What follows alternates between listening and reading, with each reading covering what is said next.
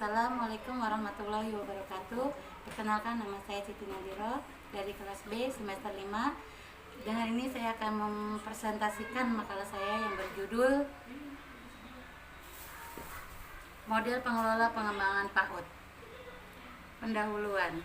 Sejak tahun 1990-an, dunia pendidikan mulai terbuka akan pentingnya pendidikan anak usia dini sebagai pendidikan yang paling awal yang diselenggarakan sejak anak dilahirkan hingga memasuki pendidikan dasar.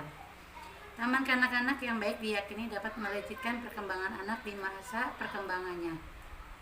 Berdasarkan Undang-Undang Nomor 20 Tahun 2003 tentang Sistem Pendidikan Nasional, mengamanatkan bahwa pendidikan di taman kanak-kanak adalah suatu upaya pembinaan yang ditunjukkan kepada anak sejak ia lahir sampai dengan usia 6 tahun yang dilakukan melalui pemberian rangsangan pendidikan untuk membantu pertumbuhan dan perkembangan jasmani dan rohani agar anak memiliki kesiapan dalam memiliki pendidikan yang lebih lanjut.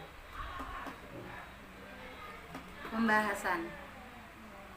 Suatu pengertian manajemen PAUD ialah suatu upaya untuk mengelola atau mengatur proses pada pendidikan anak usia dini agar dapat mencapai suatu tujuan dalam membantu pertumbuhan dan perkembangan.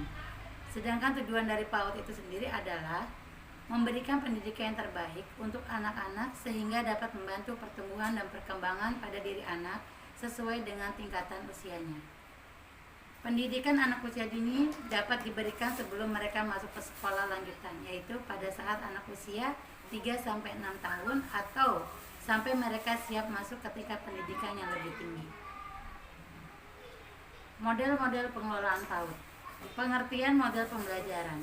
Model pembelajaran adalah suatu upaya atau rancangan yang menggambarkan proses secara bertahap atau penciptaan suatu lingkungan yang memungkinkan agar anak selalu berinteraksi dalam kegiatan pembelajaran, sehingga akan terjadi perubahan atau perkembangan pada diri sang anak.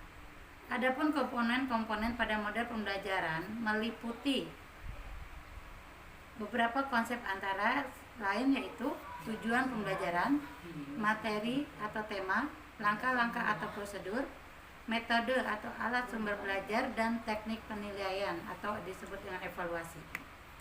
Penyusunan model pembelajaran di TK didasarkan pada silabus yang dikembangkan menjadi perencanaan atau program semester, rencana pelaksanaan pembelajaran mingguan, dan rencana pelaksanaan pembelajaran harian. Dengan demikian, model pembelajaran merupakan gambaran konkret yang dilakukan pendidik dan peserta didik sesuai dengan RPPH.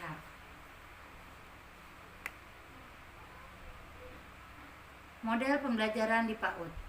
Ada beberapa model pembelajaran yang dilaksanakan di PAUD, diantaranya A. Model pembelajaran klasikal, yaitu pola pembelajarannya di mana dalam waktu yang sama kegiatan dilakukan oleh seluruh anak sama dalam satu kelas.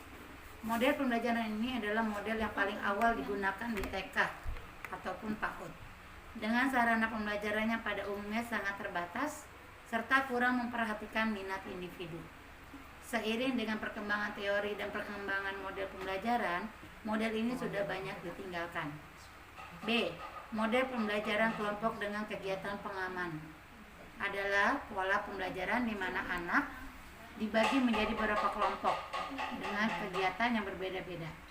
Anak-anak yang sudah menyelesaikan tugasnya lebih cepat daripada temannya dapat meneruskan kegiatan di kelompok lain. Jika tidak tersedia tempat, anak tersebut dapat melakukan kegiatan di kegiatan pengaman. C. Model pembelajaran berdasarkan sudut. Menggunakan langkah-langkah yang hampir mirip dengan model pembelajaran area karena memperhatikan minat anak. Jumlah sudut yang digunakan dalam satu hari bersifat luas sesuai dengan program yang direncanakan, yaitu 2 atau sampai 5 sudut. Alat-alat yang disediakan pada sudut-sudut kegiatan hendaknya bervariasi dan sering diganti, disesuaikan dengan tema dan subtema. D. Model pembelajaran area. Dalam model ini, anak diberi kesempatan untuk melakukan kegiatannya sendiri, sesuai dengan minat. Pembelajaran dirancang untuk memenuhi kebutuhan spesifik anak dan menghormati keragaman budaya yang menekankan pada prinsip 1. Menjadikan pengalaman pembelajaran pribadi pada setiap anak. 2. Membantu anak membuat pilihan dan keputusan melalui kegiatan di dalam area-area yang disiapkan. 3. Adanya keterlibatan keluarga dalam proses pembelajaran tersebut. Model pembelajaran sentra. Model pembelajaran ini yaitu dalam proses pembelajarannya dilakukan di dalam lingkaran dan sentra bermain. Lingkaran adalah di mana saat guru duduk bersama anak dengan posisi melingkar untuk memberikan pijakan kepada anak yang dilakukan sebelum dan sesudah bermain. Kesimpulan. Berdasarkan uraian di atas dapat disimpulkan bahwa manajemen merupakan suatu proses yang dapat dilakukan untuk mencapai suatu tujuan yang efektif dan efisien dalam suatu lembaga atau perusahaan yang sudah dirancanakan semula. Sedangkan manajemen PAUD adalah upaya untuk mengatur proses pendidikan anak usia dini agar dapat mencapai tujuan dan membantu tumbuh kembang anak. Sedangkan tujuan dari PAUD atau pendidikan anak usia dini itu sendiri adalah memberikan pendidikan yang paling baik untuk anak-anak sehingga membantu pertumbuhan dan perkembangan diri anak berdasarkan usianya. Demikianlah presentasi makalah saya. Wabillahi taufiq wal hidayah. Wassalamualaikum warahmatullahi wabarakatuh.